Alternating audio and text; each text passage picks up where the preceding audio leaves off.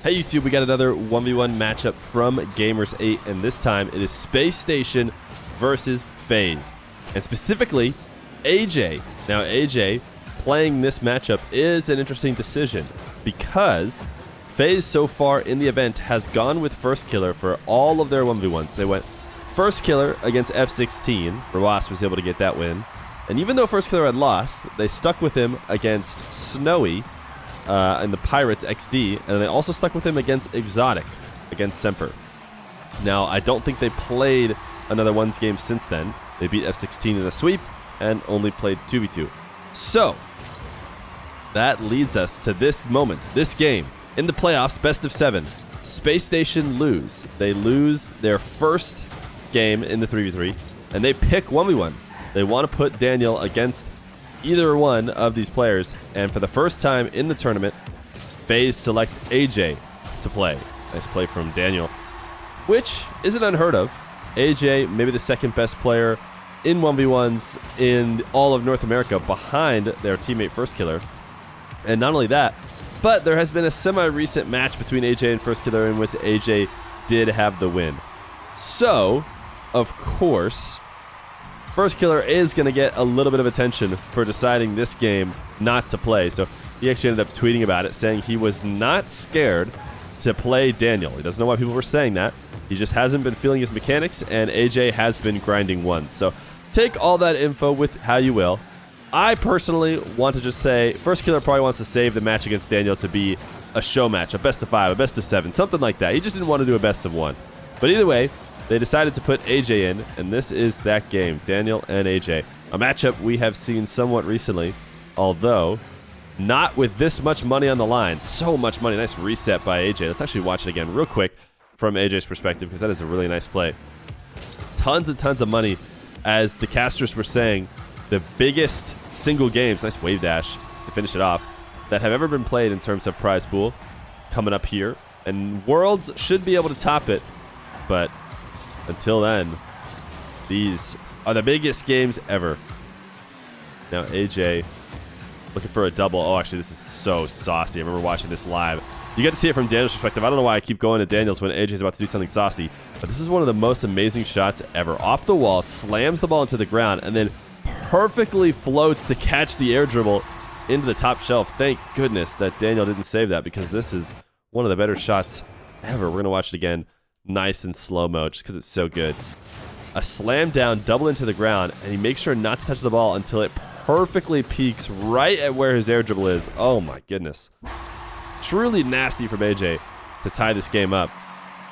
This is maybe why they decided to put AJ in. Feeling amazing here against Daniel, though he does only have a tie game. Now Walda air dribble. Reset for AJ near the ceiling. Should be fairly easy to read. For Daniel, the pinch not going to be anywhere near strong enough to surprise him. It's a great challenge from AJ. Beat this ball in the orange half, going for the tight angle, and he doesn't get it on the first, but he does on the second. Great placement to make sure that even if he does miss wide, he's going to be able to continue it. And now I think for the first time in this game, AJ with the lead, 4-3. Walta air dribble.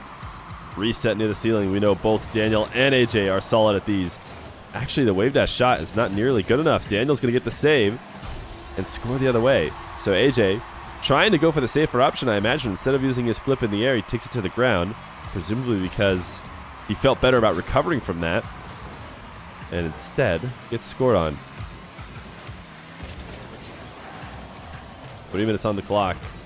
Daniel, can he recover after getting bumped? He cannot. AJ, great use of the advantage he had there. Got to make a quick touch. Certainly, he's one to be able to do that. 5-4, once again, the lead in favor of the FaZe player. Daniel, front flip. Able to score off the kickoff. Actually, a great backflip save. But still not enough from AJ. 5-5. Half this game left to go. Daniel at the midfield. Lost that dribble a little bit. Referee meant to have it fall down on the ground like that where he can't protect it. And now he's just going to give up an open net. Drives to the midfield boost. And AJ more focused on scoring a goal than he is getting 100. once again. Back and forth. Daniel tying it up. AJ retaking the lead. Daniel, it's a great catch to kill the bounce. Bounce was certainly in favor of AJ. Now the flick high. Can he finish it? No, Daniel. It's on the wrong side of the ball. Certainly, that should have been a second attempt. That was a goal. Instead, he flubs it out to midfield. Now another weak flick. Once again, losing that ball. The dribbles are getting a little bit away from him. He hasn't been able to contain them. Now AJ across the whole field. The reset, and he gets dunked. Fell too far away from the ball. You've got to be so careful to never leave an easy opportunity to challenge. And AJ did that. It's always been one of the downsides of his game. A strength and a flaw. How good he is in the air. Great fake by Daniel. 18 boost. Delay touch off the wall to get a strong shot, and AJ can't get the save. Great presence of mind. With only 18 to work with there, AJ had the big advantage. But he still finds a way to get a solid shot, one that AJ cannot clear. And now, Daniel, for the first time in a while, has taken the lead. Power shot from AJ. And it'll be 7-7 with 1:30 left to go.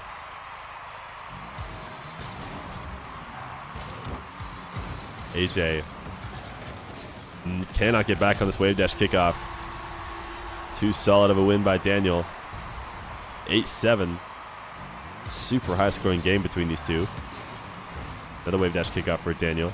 It's going to pressure AJ just a little bit, make him force the ball onto the wall maybe faster than he would have otherwise wanted to, and actually gave an opportunity for Daniel to take the ball away. Now AJ all the way back on the blue half. Daniel making sure to avoid AJ. I think he'd rather just not get bumped than try and force. Look at all these bumps. Oh my goodness, Daniel does eventually get back. AJ can't get a touch to finish that one off.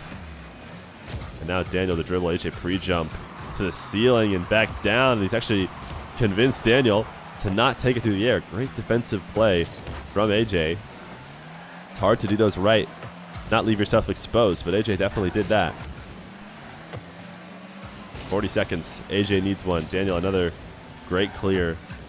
Pointing his nose down, using the tail end of his car to just carry that ball away off the wall. It's the same kind of hit that he used in order to score his, I think, leading goal. Or actually, it might have been a kickoff goal that took him into the lead. Daniel able to redirect this ball before AJ can get to it. 9-7, 17 seconds. AJ gonna need a clutch. Have you ever seen one? Delay kickoff from Dan. By delay kickoff, I mean he just doesn't go to it at all. AJ's the one to delay, but he used up all his boost. If he can get that read super early and somehow hold on to some boost, he actually stands a chance without holding on to any.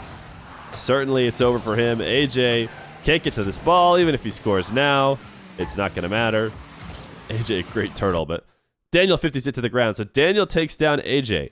FaZe end up putting AJ in. Doesn't work out for them. Daniel able to tie up the series. And the way these best of sevens work is we no matter what get a 2v2 as well. So next we head to 2v2, which is Firstkiller and Typical versus Daniel and Reddles. We are going to watch the 2v2 between FaZe and SSG from Firstkiller's perspective. Firstkiller taking to the skies right away. When we've watched Daniel and Reddles play before, Reddles has been his normal ultra aggressive self, letting Daniel hold everything else down as long as he takes out some defenders. But I think that'll be really hard. Nice slot by FaZe to do against a team like FaZe, because without both players capable and ready to stop this attack, I have a feeling we'll have a hard time. Typical is one of the, used to be at least a long time ago, I don't know if he still is, known to be an insane ranked grinder. Always grinding the game. People would joke that after he won his regional, he just got off and went right to ranked. He just loves to grind it so much. But I say that because I imagine Typical is highly rated in twos. Twos is where most of ranked is played. And although they played the first 2v2 with Firstkiller and AJ, they've since played with Firstkiller and Typical, and I actually think that's been working out well for them. That's a good duo. And Typical has been stepping up a lot recently. When he moved on to FaZe at first, I think there was a lot of critics of Typical because they're comparing him to what was a pretty good player in Illusion. And Typical not really holding up to all the hype at first. I would say he is now. He's been playing really well. This most recent regional, he played insane and was maybe the best player on FaZe, or one of the best. That's exactly what they were hoping out of Typical.